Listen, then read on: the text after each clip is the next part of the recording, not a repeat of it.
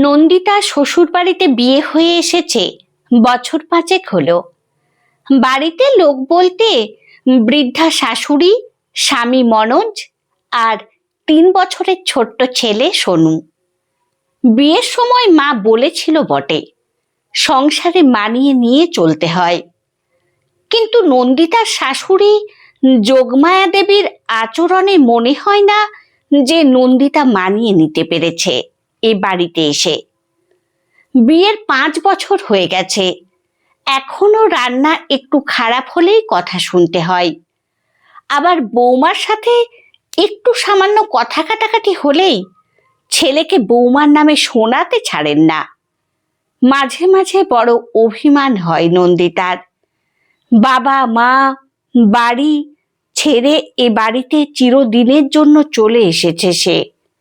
শাশুড়ি মা কি পারেন না একটু মায়ের মতো স্নেহ, মমতা, ভালোবাসা দিতে?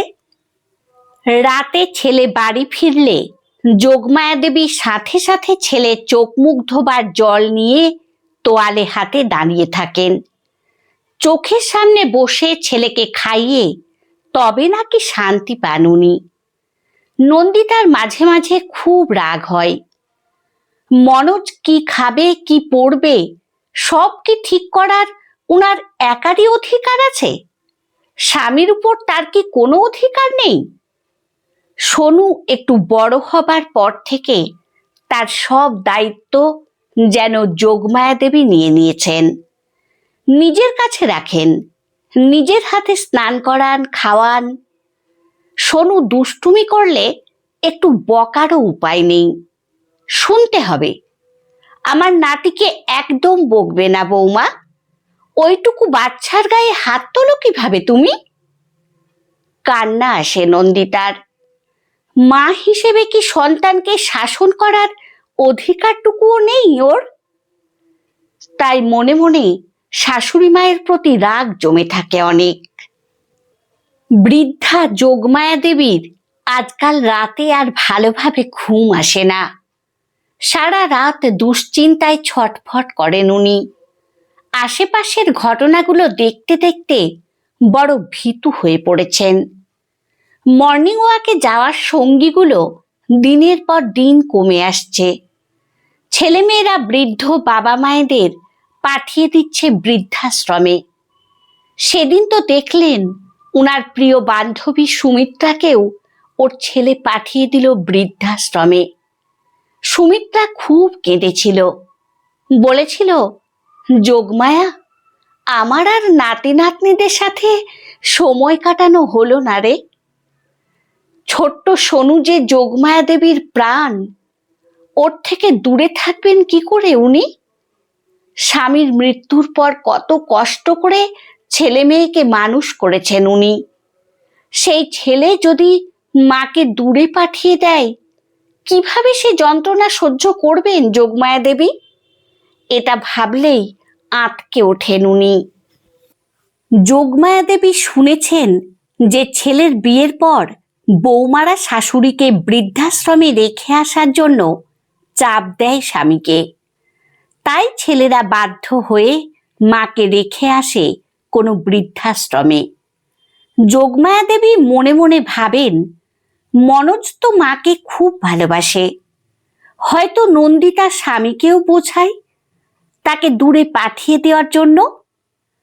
তাই শুধুমাত্র মনের আন্দাজেই বৌমাকে খারাপ ভাবতে শুরু করেন। আর ছেলে নাতিকে কাটছাড়া করার ভয়ে আরো বেশি করে আঁকড়ে ধরে বাঁচতে চান উনি, যেটা নন্দিতার কাছে একটু বেশি বাড়াবাড়ি বলেই মনে হয়। নন্দিতা সিরিয়াল দেখতে পছন্দ করে না, অথচ যোগমায়া দেবীর প্রতিদিন সিরিয়ালের পর্বগুলো না দেখলে চলে না। বাড়িতে একটাই টিভি, তাই ব্যাপারটা নিয়ে ছোটখাটো ঝামেলাই হয়ে গেল সেদিন শাশুড়ির সাথে। মনোজ বাড়ি ফিরে খেয়ে বিশ্রাম নিতে চলে গেল। জানতেই পারল না যে তার স্ত্রী মা দুজনেই না খেয়ে আছে।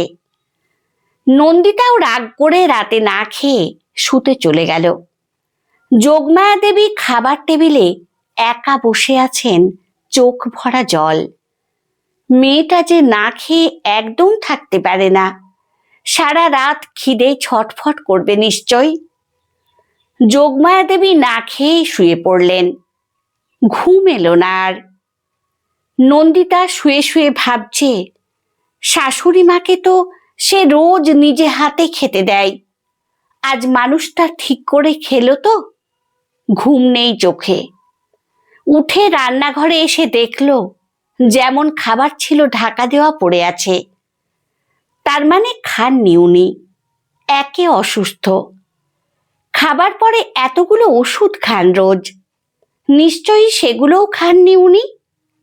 যদি বাড়াবাড়ি কিছু হয়ে যায়, অসুস্থ হয়ে পড়েন উনি। সারা রাত চিন্তায় বিছানায় এপাশ ওপাশ করছে নন্দিতা, কিন্তু রাত জেগে থাকা দুটো মানুষের জানা নেই তারা দুজনেই জেগে আছে আজ। নন্দিতার ননদ এ বাড়িতে খুব কমই আসে। সেদিন নন্দিতা শুনল ননদ মৌসুমী বাড়িতে এসে মায়ের কাছে দুঃখ করছে।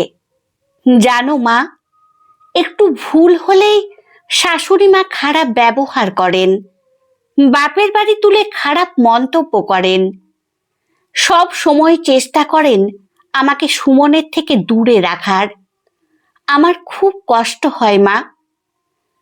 নন্দিতা শুনল তার শাশুড়ি বলছেন, তোকে আমি বাড়িতে একটা কাজও নিজের হাতে করতে দিইনি, কত আদর ভালোবাসা দিয়ে বড় করেছি, এরকম ব্যবহার যে উনারা কেন করেন? আমার মেয়েটাকে কি নিজের মেয়ে ভাবতে পারেন না? নন্দিতা এসব শুনে উদাস হয়ে যায়। মনে মনে ভাবে, উনি নিজে যদি এটা বুঝতেন। যোগমায়া দেবী শুনলেন পাশের ঘর থেকে নন্দিতার উত্তেজিত গলা শোনা যাচ্ছে। ফোনে মাকে বলছে, ভাই বিয়ে করে ঘরে এনেছে বলে কি যা খুশি করবে? মা ছেলের ভালো মন্দ দেখবে না? যে মা জন্ম দিয়ে এত বড় করলো, এখন তার থেকে বউ বেশি আপন? সংসারে কি ঠিক হবে না হবে সব উনার মর্জিতে হবে। মা, তুমি কেঁদো না, আমি ভাইকে ফোন করে বলবো।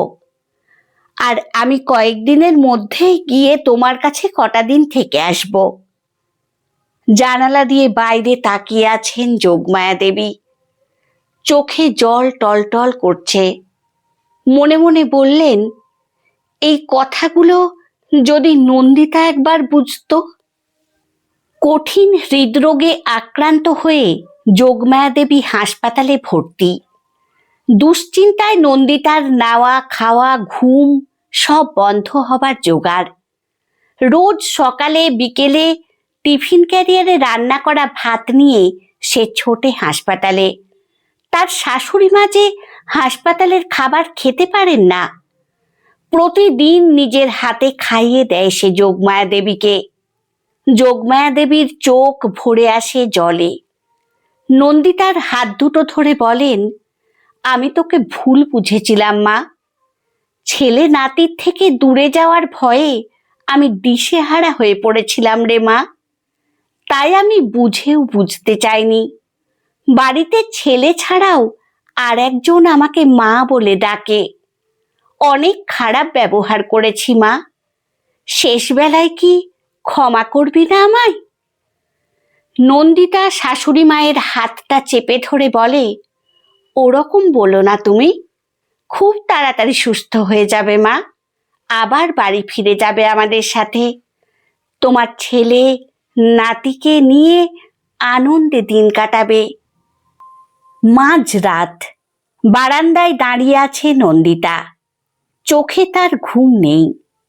একমাত্র ছেলে সোনু বড় হয়েছে। অনেক দিন আগে শাশুড়ির মৃত্যু হয়েছে। ছেলে চাকরির জন্য পাড়ি দিতে চলেছে বিদেশে। সামনের সপ্তাহেই চলে যাবে সে। কত শুনেছে, ছেলে বিদেশে গেলে সেখানেই সংসার পাতে, বাড়িতে ফেরে না আর, ভুলে যায় বাবা মাকে। তার সাথেও যদি এরকম হয়, সোনু যে ওর একমাত্র ছেলে, ওর প্রাণ। শাশুড়ি মায়ের মুখটা মনে পড়ে যাচ্ছে।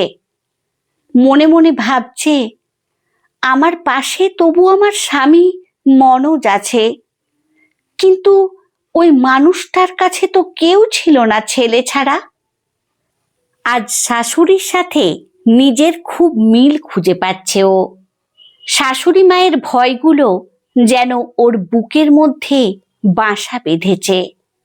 নন্দিতা বুঝেছে আজ ওদের দুজনের ভয়টা একই হয়ে উঠেছে, কারণ ওরা দুজনেই যে মা। গল্পটি আপনাদের কেমন লাগলো অবশ্যই কমেন্টে জানাবেন। ভালো লাগলে লাইক ও সাবস্ক্রাইব করে পাশে থাকবেন।